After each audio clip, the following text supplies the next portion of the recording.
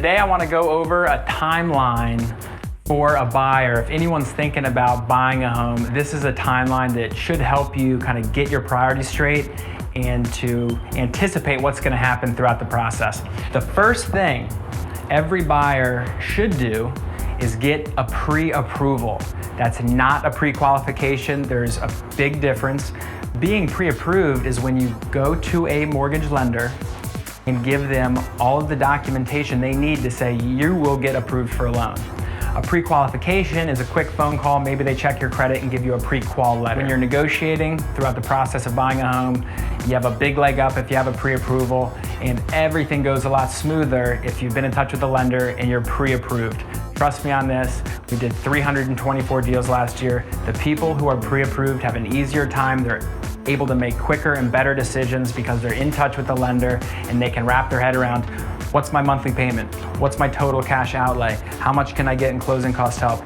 I'm pre-approved, I have a relationship with the lender. The next thing is gonna be your home search. Now there's a million ways to search for homes now. Thank God we have the internet. I wouldn't do this job without the internet or without my smartphone, which is recording this video. The way we like to coach up clients on their home search is, hey, start online, that's what you're gonna do anyway. If you can't rule out a property online based on price, location, things you want in the house, compile a list of homes that you might be interested in. If you can't rule them out, we can go see them. And here at the Sure Group, we have a lot more opportunities than just what's on the market. We have great relationships with many agents in the greater Baltimore area. So we have off the market inventory, we have upcoming renovations. So don't get discouraged if you don't see anything you like. Try to eliminate as many opportunities as possible. And if you get to a point where you cannot eliminate this property, maybe let's talk to the lender, look at the numbers, and see if it might make sense to move on to the third step, which is making an offer. I talked a lot about offers on the episode 3, so you can go check that out. But an offer is the next logical step. Hey, I like the house, I can't rule it out, it meets my budget. Let's see if we can get it. And again, check out episode 3 because I talk about all those elements of an offer and how to kind of start thinking about offers strategically. Number 4 is once the seller accepts your offer, it gets negotiated out, the seller signs your offer. The day the seller signs your offer and sends it back, that's a key point. When they sign the offer and give it back to us, the buyer, and the buyer's representation, then we have a contract. And in the contract, a lot of things have to take place before you buy the home, so you're protected. 5th step, hey, we have a contract. Now you actually have to officially apply for this loan. Now the bank knows what the collateral is, what the house is. So the loan has to be on a specific property. But if you haven't done your due diligence in getting pre-approved up front, when you have to make this loan application, boy, are they gonna need a lot of information. So step 5, loan application. Then you're gonna do your home inspection. Unless you're buying the house as is, you should always have a home inspection where a licensed home inspector evaluates the home, spends 2, 3, 4 hours in the home, checking every outlet, every appliance, every system, HVAC, plumbing, electric, roof, the whole 9. Hey, how do I turn the water off? Where's the gas coming into the house? All those types of things are at your home inspection. Anything that comes up on that inspection that you don't like, we can negotiate and see if the seller will correct it, fix it, give you a monetary credit, have a contractor come out and estimate repairs. Step 7 is a termite treatment. It blows my mind that some people actually don't get a termite inspection done. It's about $60, 50 to 60 to 70, depending on the size of the house. And if they find termites or termite damage, the seller has to fix it. I'm gonna say that again, there's no negotiation. For $60, have the peace of mind knowing your house is not infested with termites or it wasn't at one point infested with termites. Either way, if anything comes up, the seller has to make the repairs up to 2% of the purchase price. I'm not gonna dive too much into the termite thing, but just do it. That's something that's gonna be on the timeline.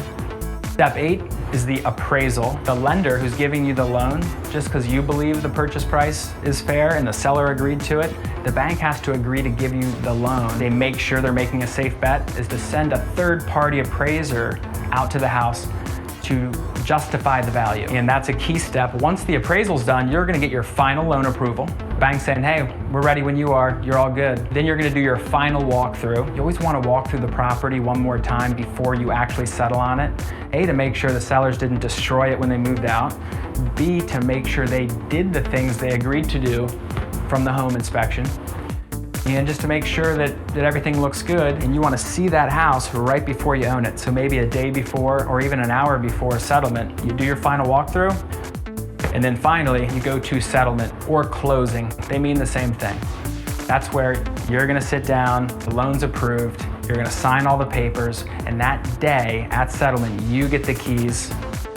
Your money gets transferred for whatever your down payment was, and you own a home. That's it in a nutshell. Typically, from part 3, offer, to contract, this typically happens between 24 and 48 hours, depending on the situation. From contract to settlement, about 30 to 45 days. Keep that in mind, because a lot of things have to happen. And that's why you have to have your ducks in a row, work with someone who's going to be able to help you through this process, who's demonstrated that they can do it before at a very high level, and someone who's going to help you with their resources. We have amazing mortgage lending partners. We have the best title company in relationships for home inspectors, termite inspectors, title company, lender, and of course the relationships with the other agents. Seller wants to know that you're moving through this process too, so when it's time for settlement, it actually happens. If you have any questions about the time frame or how you can make it shorter or longer or any of the steps in between, definitely reach out to us, and we look forward to hearing from you. Thanks.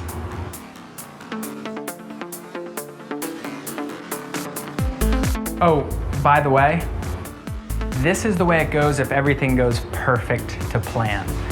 So if there's any hiccups along the way with the contract or the loan application or the home inspection, this thing can get twisted and turned and put the buyer at risk, put the seller at risk. And these are real legally binding contracts. So it's really important to stay on top of your stuff.